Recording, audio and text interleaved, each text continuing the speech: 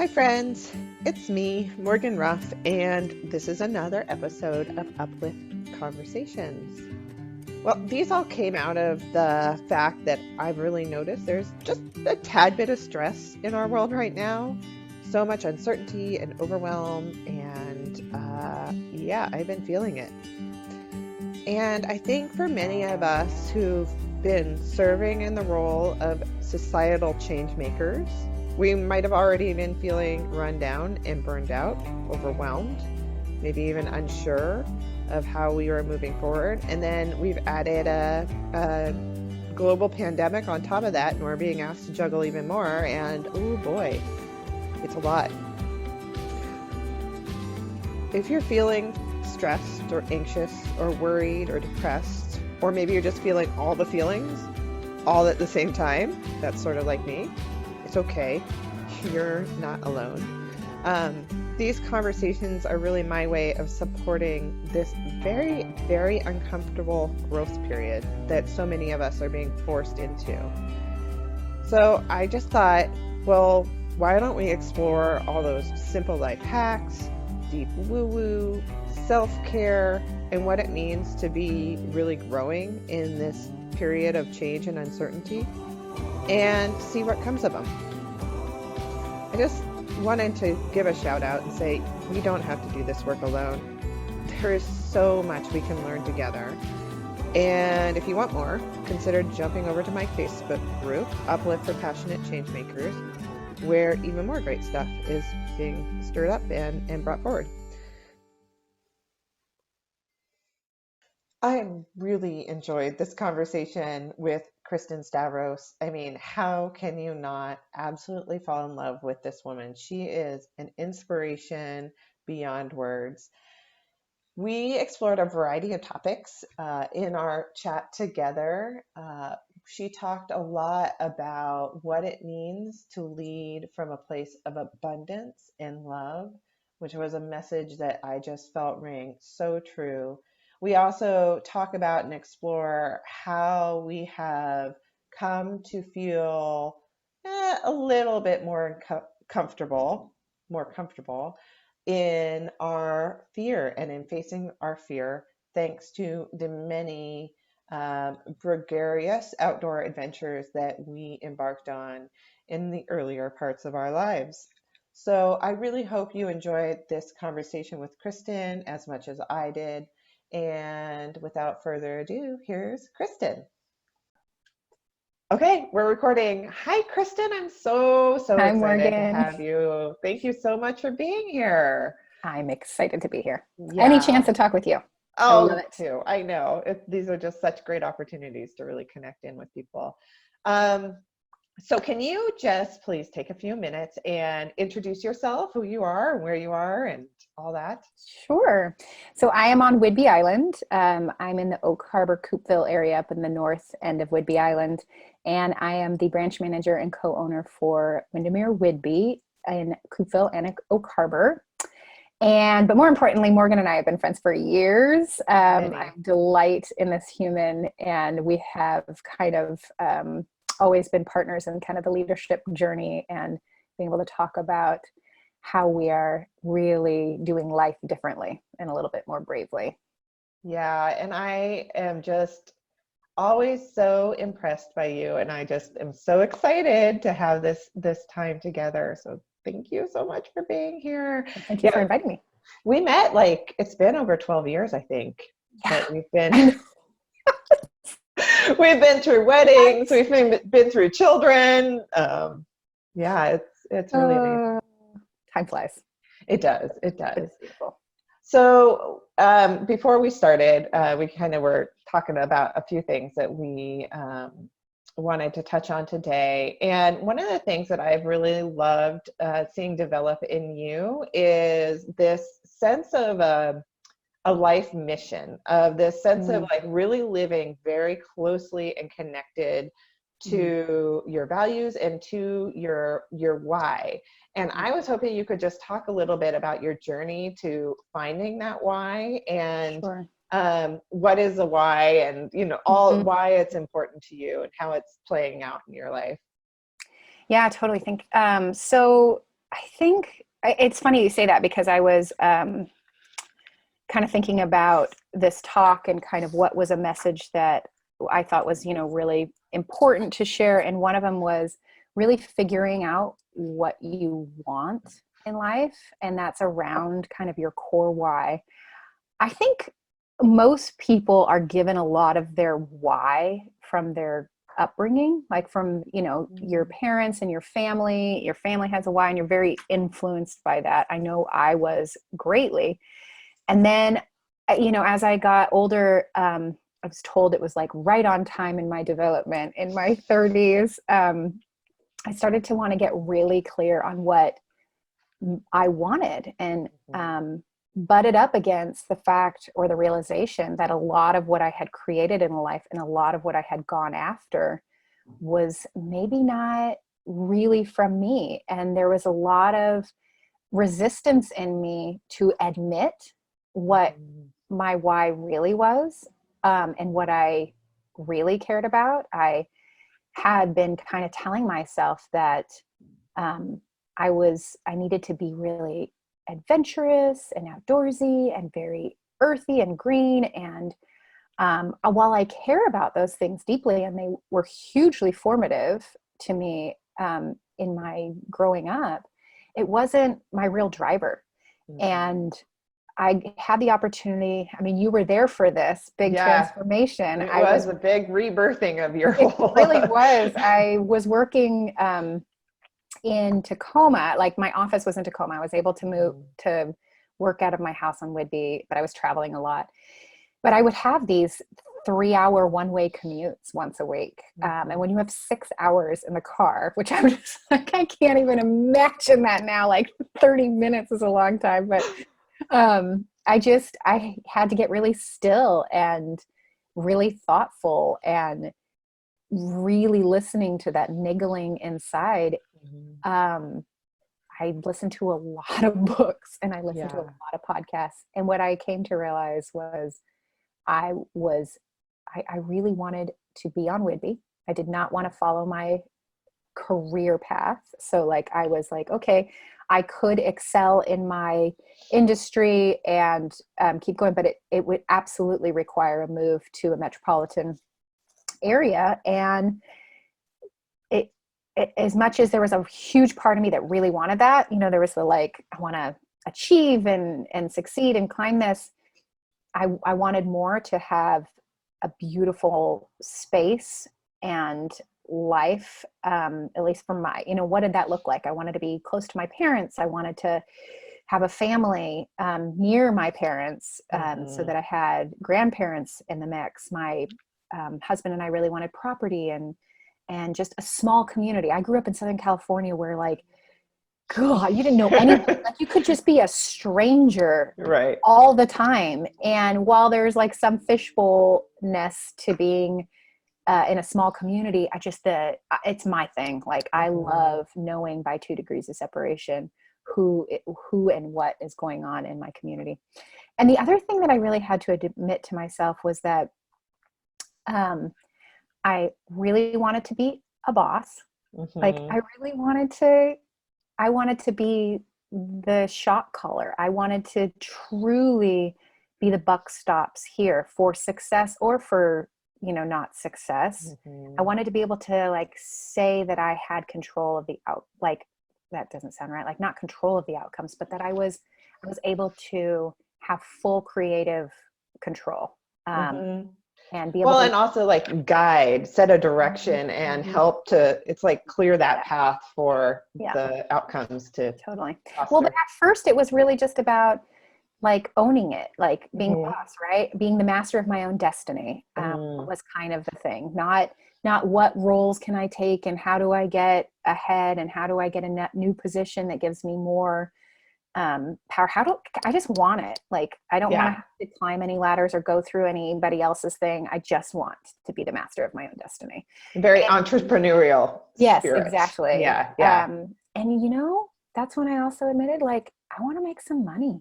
Like, I don't want to have to, I want to do some things in my life, and I want to be able to, money helps, money is power to a large degree. Mhm. And I had a lot of guilt around that because that's what happens when you're a greenie in a government field. It's like there's, Yes. but you and I both talked about this so many times where we looked at the people who were in power and who were in the positions of influence and making the decisions around really big environmental impacts. And they Mhm. all made their money from totally different industries. Like they Mhm. all had money and position and influence, and it wasn't by being in the trenches. It was from something completely different. And so it didn't, that helped me realize that it's not bad. Like it's not a bad thing to be in other industries. And we also had always felt like we need allies, we need people in all the industries that have a more holistic approach. And it's not just about profit only. Um, Mhm.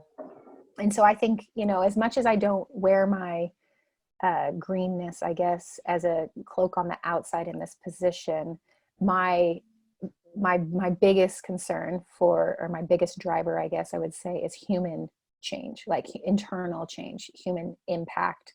And I think that is core to us ever really solving huge, large, issues on Earth. Absolutely. Oh my gosh, I'm so inspired by that. Like, Mm, I really feel like kind of personal health and social health are two sides of the same coin. yes. And social health is very broad. It includes environment and it includes healthy communities and it includes, all the different attributes. And yet we can't have a healthy society if our own internal systems, our individual systems are kind of broken down, run down, burned out, and if we're not allowing abundance into our lives. Exactly. And I think that's a trap that so many people in the environmental field get into, is a sense of I have to suffer, I have to be poor, I have to be, in the trenches in order to serve. Someone's And got to win, someone's got to lose. We have to, right. beat the battle. If I could wave a magic wand and deliver to every human on earth two things, I think that would completely change our reality. It would be to help shift everybody into an abundance mindset and help them have love be the driver in their life and not fear. Oh, And if yes. just those two things could happen, everything would change. Okay, we're back. Technical Okay. issue solved. That was such a profound, beautiful statement. And I just wanted to comment, just so you're talking about leading from abundance and love. So not letting fear and scarcity be the Right. underlying drivers of our lives, but instead moving into this place of abundance and love. And that's how I see you operating in the world. And that's what I love so much about you, is that you are truly embodying those principles Mm-hmm. and working to spread them out into your community, into your home, into your family, into your network of people. And it's just so inspiring to watch as you travel that path and really walk in those shoes and lead from that space. Yeah, and it's not easy, Mm-mm. especially when as I'm transitioning into business owner, and you've got all these people's lives. You're influencing them, and especially when you go into a time of that we're experiencing now, and where you can actually visibly see the world being driven by scarcity and fear. Like, Mhm, I think mhm, when you operate from abundance and love and you really fight to operate from there, everything starts to become much clearer when people are not operating from that. So like if I'm mhm, having a mhm, conversation with a, an agent or someone else, and they start using language and they're talking about a decision, it becomes like really evident, like mhm, really quickly, that the decision that they're making where they stand on whether they're making this decision out of fear or whether they're making this decision out of real like love. And people often like ask like, what do you mean out of love? Like, Right. I don't love my, this business decision, but Right. it looks and smells and sounds like, are you operating from a place of potential or love towards something? Mm-hmm. Or are you doing it because fear is like driving you from behind? So I'll get really specific for people. I have had to make tough decisions about agents, right? Because a brokerage is set up, you've got all these independent contractors, they all are their own entity. And it's Mm-hmm. this weird relationship where it's a mutual decision. They've chosen to work in your brokerage. Mm-hmm. You've chosen to allow them to have that connection, but either party at any point in time can decide it's not working for them and just go. And that's very different than having an employee employer relationship. And Mm-hmm. I love it because it basically says this is either going to work for us or it's not going to work for us. And we don't have to stay in relation. We don't have to stay in the situation if it no longer works for either party. And that helps me really stand up as a leader and an owner to make an environment that Mm-hmm. works for the vast majority of the people we have there. And it keeps me motivated to do that. And it also allows them it allows them to understand that I might not, if it's not working or if your behavior is not in sync with what we're trying to achieve, I'm going to tell you, and it may not work out. And so there's been times where I've had to make tough decisions about brokers, and it's easy. It's super easy in real estate, especially, to say, well, I can't not have this person be in the brokerage. Then we make less money. Like for every Right. less person that we have, um, it's a big chunk of our profit. And Mm-hmm. so when I start to think about that, or I start to talk about that, it's like, am I coming from a place of fear that we are losing this person and we are losing market share and we are losing money? Or am I coming from a place of like, I love my vision for our brokerage. I love our culture so much. And honestly, I love this human, and they're not in the right environment for them. Like Mm-hmm. this is not working for them clearly. And I don't suppose that our environment and our brokerage is for everyone. Like, really, we're not the right fit. I flat out tell people that in interviews sometimes. It's like, I don't think we're going to be able to give you what you're looking for. This is a very different, environment, and this might not be a good match. So, but I can't have those conversations and I can't do that if I'm focused on the potential loss and the fear instead of the love for what could be for not just Yeah. us, but for them as well. Yeah. It takes such courage to lead from that place because it's It's hard. so different from what so many of us have kind of ingrained in our culture. Yeah. Um, Well, and the abundance mindset says you have to have faith, or you have to have a true belief that there's mhm. always enough, that there's Yeah. always enough. Just because I may be losing this agent, I don't know what space that's going to open up for another agent down the road that's an Mhm. even better fit. Or Mhm. if you don't have faith that there's always going to be enough, even when it feels like there isn't, it's Mm. really hard.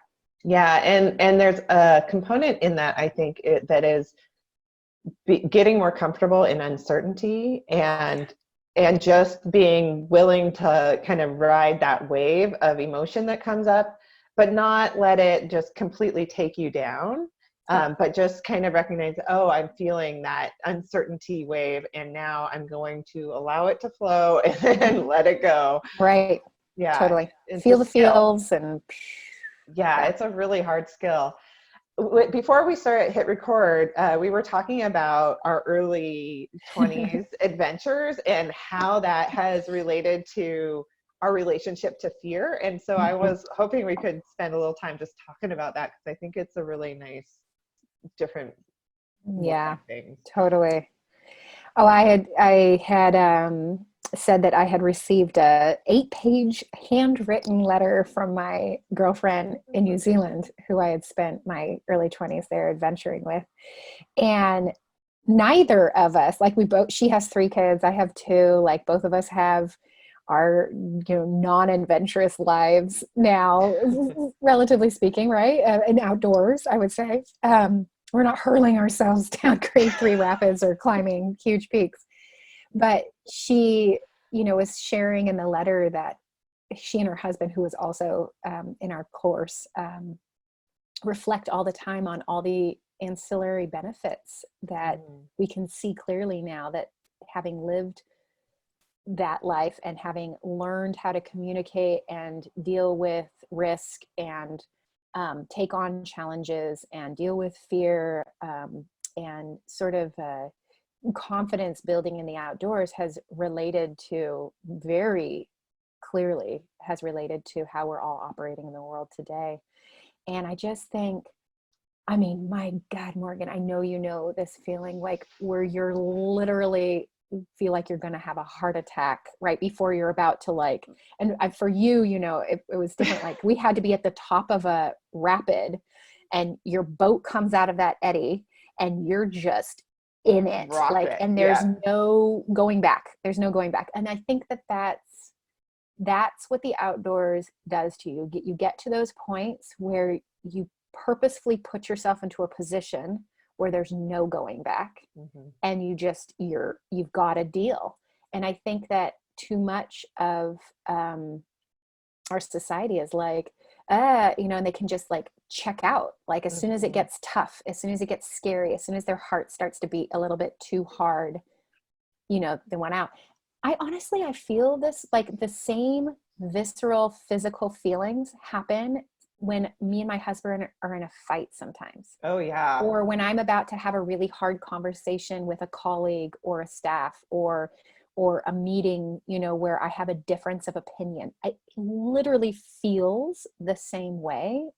And because I think it's a familiar feeling, and because nowadays I'm probably not going to die. Yeah. The likelihood of death is not as big. It's okay. Like, yeah. it's okay. But your body still responds that way. I think that's what's so amazing is like, okay, you're in a rapid and you actually literally could die. Right. Yes, exactly. And so your body responds, but like for me, what happens is like I become so laser focused and so instinctual, and I know exactly what I need to do at every moment. And it's just, I'm not thinking about anything beyond just getting down, or I mean, I experienced that a lot in in bike racing. There's a lot of that when you're in a peloton, you're going 50 miles an hour with like 20 or 30 different women, and you're just like, I know exactly where I need to be and what I need to be doing, and I'm not thinking at all about anything else. But then in our day-to-day situations, when you are in that hard conversation or in that fight, your body erupts with those same sensations. And I think the hard part is sitting with those sensations. Like when you're in the outdoors and you're moving, you have the ability to process them through. When you're in face-to-face in an argument with your husband, it's totally like, different. How do you sit with those sensations? And most of the time I don't. I have to go. I go walk around the block and then come back to it. Yeah. Totally. But I think in translating that to like that kind of situation, it's like being brave enough to still like come back right to the conversation, like like, it's okay, this is not going to kill me, this is only going to make me stronger. And I know that from experience, these feelings of heart racing and anxiety are not something to be totally like avoid completely. Like I think some people try to like the minute it starts to feel like that, anything in life starts to feel like that, they convince themselves that it's a bad thing and they need to avoid it completely. And I think we embrace that feeling, because that's where the growth happens. That's where the growth a lot of the is, time. Yeah. Like if I'm not feeling feelings of fear, if I'm too comfortable and too like just complacent. Like if I'm too like, oh, I got this, and I don't ever feel those stretchy feelings, Yeah. that's not good. That's not good for someone like me. Like, I know. because I know that then I'm not growing. I'm not challenging myself. I'm not Yeah. stretching. Yeah. And that's kind of become basically a bit, I think, a theme in life. Yeah. Yeah. I remember one of my first experiences with like a really intense outdoor experience. Was when I was learning to scuba dive. Do you scuba dive? I don't I remember. tried once, but I can't Oh, the equalize. ears. Yeah, that's right. Yeah. When I was learning to scuba dive, I was probably like 19 or 20. And I was out in the San Juan Islands, so cold water, a little uncomfortable. And one of the things I always struggled with was taking off my mask because, you know, the water's going up your nose, you're underwater and you're trying to Totally. breathe. And it's like, wait, the rhythm is totally different. And so I was underwater getting certified, and I don't know, I was not too deep, but it just the vast spaciousness of everything around me, and it was super overwhelming. And so he had me take off my mask, and he was sitting there just right next to me, holding on to me on the ground, on the bottom. And I took off my mask, and I immediately started shaking my head and just flipping out, like just Yeah. completely flailing and trying to get out. And he's holding me down. I'm like, let me go. And so I shot up to the surface, which in Oh, scuba diving is oh, a no-no. Like you yeah. don't do that. We were pretty shallow, so I Yeah. mean, it was a training dive. But I remember my instructor coming to the surface, and he looked me square in the eyes. He said, "You always have a choice. You always have a Mm. choice of whether you will freak out or you will keep it under control, and you cannot lose it when you're underwater." And for some reason that moment it's so powerful. And I Always have a always told choice. it, yeah, you always have a choice. And so we went back down, we took my mask off. It was still super hard for me. Mm-hmm. But I made it through it, Mm. and you know, and got through it, got certified, and you know, have done scuba diving ever since. And but that sensation of like you can either completely lose it Mm-hmm. or you can choose a different path. And Yeah. that has been one of the most valuable lessons that I think I Mm-hmm. have been able to. And God, that was like just one tiny little Yeah. instant, you know, 20 plus years ago, and it's Yeah. still stuck with me. Yep. Yeah. So I That's love, amazing. yeah, The I just outdoors just does that. Like it just does. offers so many of those moments. Yeah. Yeah. Sheer terror. And just, and also like even the smaller discomforts of it. Like, Yeah. what am I chose to be here sleeping in the snow and still have 2 days ahead of like this madness. But then the moments are just, oh, like Yeah. there's a reason. There's a Yeah. reason for Yeah. sure. The finding comfort in the discomfort. Yeah, totally. Yeah. Yeah. Love it. Yeah, you know, the other thing that I thought I wanted to circle back on that you talked about earlier was that the kind of partnering or with unlikely partners and the role that kind of we all have in creating the types of change that we want to see in the world. And for Earth Day, I was watching the Jane Goodall documentary called The Hope. Have you seen that one? It, No, I need to watch that. oh, Jane Goodall Amazing. is so inspiring to me. And Yeah. one of the things she's gotten a huge amount of criticism with on is that she partnered with an oil company to create a Mm. chimpanzee reserve. Okay. And she has done a lot to sit down with industry that is otherwise deemed bad or evil. And she has done a lot to like work with villagers to figure out how they can be part of the conservation and really transition from this is about saving the chimpanzees to this is about saving humans and Right. also chimpanzees. And I loved her approach. And she was talking so much about how we need to all learn to sit down and talk to each other, even when we disagree with Yes. each other. Yes. And this is hard for me. Like I work, you know, still in the environmental field. It's hard for Mhm. me to sit down with people who are making decisions that feel just out of alignment with the direction Mhm. that I want to see us going. Mhm. But I could spend forever talking with people that I agree with. Yes, They're just reaffirming. totally. And I think part of that is like getting more comfortable in that uncomfortable conversation and Yes. discomfort. And that's something that you do just so beautifully. Like you're always so willing to have hard conversations. Well, yeah, and this comes back to, my work at in the days with you at the state. It was just, you have to get past your own motivators and drivers and look at the other human and be okay with their motivators and drivers. Like, what are the barriers for them? Like, what does their actual life look like? They may not care at all about saving the planet. Like, that might not be their thing whatsoever, but they do care about some things. Like, everyone cares about some things. And Mm-hmm. until we like are willing to slow down long enough and really get curious and listen to them to be able to get to that place, like, it's just, we can bang our head against the wall all day long. We can spend all the money that the environmental field does, without, but just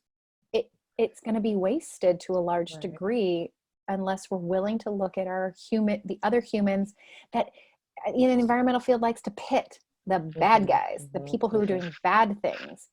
They're still humans. Like, we're all humans and nobody's perfect. Mm-hmm. And even the most environmental people, there can be, if they put themselves under their own lens, could have fault found. But it's just, that is a losing game, like, completely. Right. It's just, Yeah. Well, and you've heard, I know you're a fan of Brene Brown, and one of the things that really sticks with me is she talks about the disbursement of pain is blame.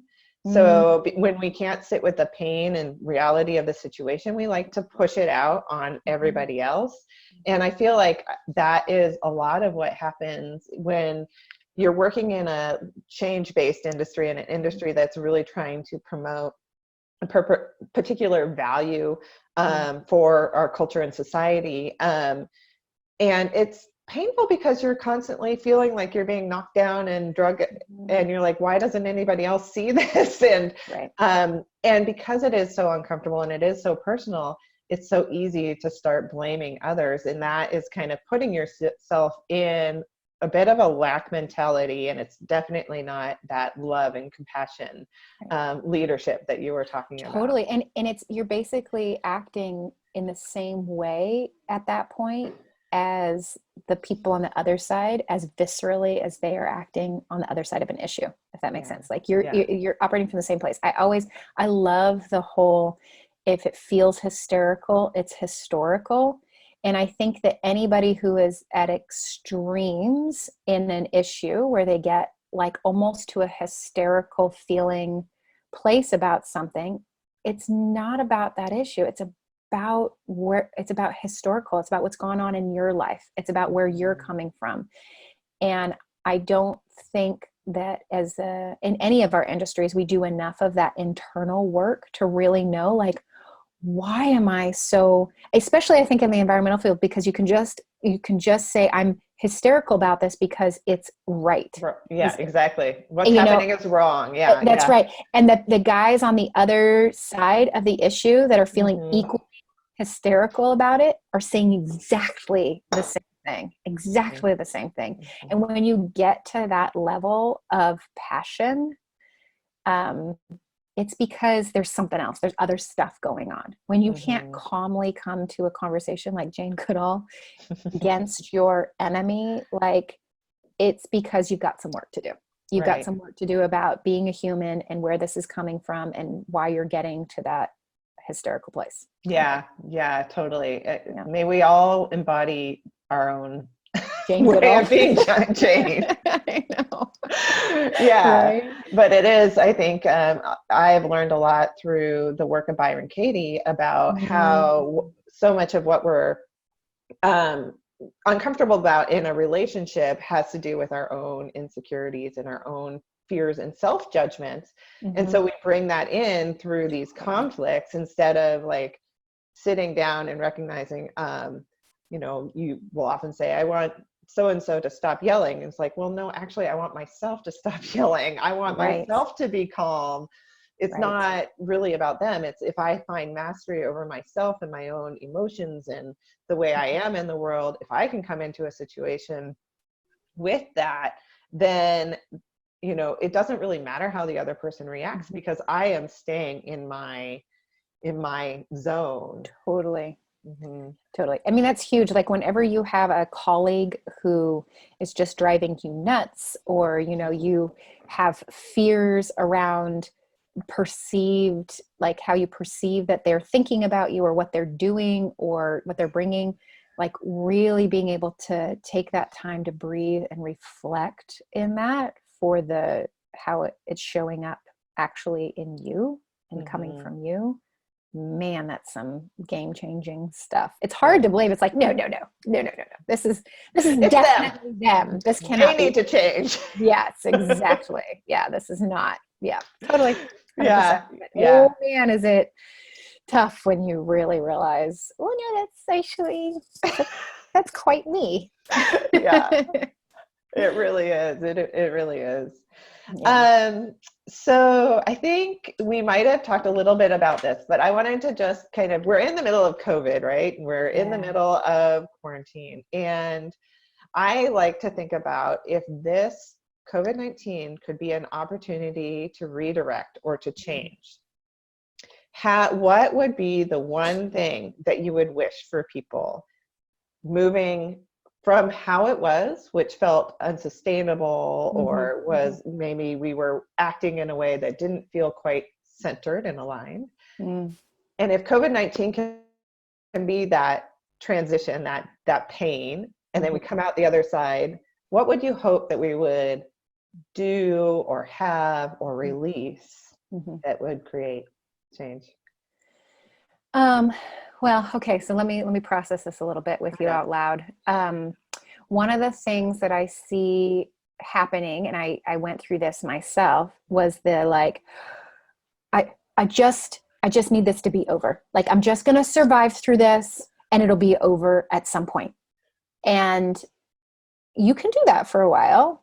And I think that's where it's like you're feeling a pain. I don't want to get curious about it. I just want it to go back to normal. I see this in some of my friends, my colleagues, like that. It's just like this.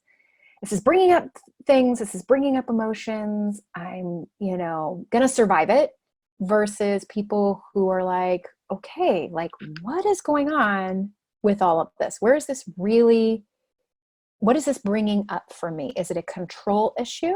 Is it an identity and ego issue? Is it um, a like I'm going to fight against change issue? Like where is that coming from? And if you guys, we don't know how long this is going to be. We Mm-mm. don't, and regardless, it, you're going to throw away this opportunity if you don't really get still and curious and embrace and pretend like this is our forever. So what are you going to do about it? Like Mm-hmm. if you pretend like this is our forever, then you actually start to deal with the feelings that it's causing and the grief and the visceral reactions and the things. If pretend like, and then deal, and it will change your life going forward. Like, and figure out what those changes are, that when it goes back to normal, that you're not going to give up anymore. Because if you can find that peace in this place, you've discovered something that you would have never had the opportunity to discover before. If we had just kept living life normal and COVID had never happened, Mm-hmm. then there are gifts in this that are there for the taking, but it's hard. It's really hard for people to like accept that, because Yeah. they're just gonna grit their teeth and you're gonna get through this until the bitter Mm-hmm. end, and then everything will be Mm-hmm. better because they'll be able to distract themselves with normal life against those feelings. Yeah. Yeah. Yeah. Well, and I noticed for myself, like where I was when this first started, where I was just in hyper planning mode and just like control, control, control. And to now, I feel like so much more like ability to just go with the flow and be with whatever's coming. And Mm-hmm. I've deployed a lot of my tools. I've been doing Mhm. Tara Brach rain meditations, and I've been doing my morning routine. I've been, it's like I've been in training for this experience. I didn't even know. It's like back to my bike racing. I'm like, I'm Yeah, training for years. this is So what that we I can. train for. The first 2 weeks, I was like in my element, right? I was like, this is what I made for. Like, we're gonna figure this out. We're gonna put the systems in place. We're gonna connect. I'm gonna be there for everybody all the time. Like, we're gonna get trainings, and we're gonna deal with all the things, and we're gonna pivot everywhere. We're gonna pivot up a storm, and all of a sudden, after 2 weeks, it was like, okay, I did all the things. I've created the front of the battle. Now what? Yeah. And then came the flood of like, well, if I'm not the leader in chaos, if I'm not able to like fix everybody's problems and control this and be there present to give them value, like, who am I as a Right. leader? Like, and then all the insecurities and the, doubt and the grief, and the confusion about how to go forward. And there was a week or two of that process, and to Mm-hmm. really go, okay, what is this bringing up for me? Like, where is this going? And then I very much feel like in the last couple of weeks, there's been, for me at least, a lot of, okay, like, Mm-hmm.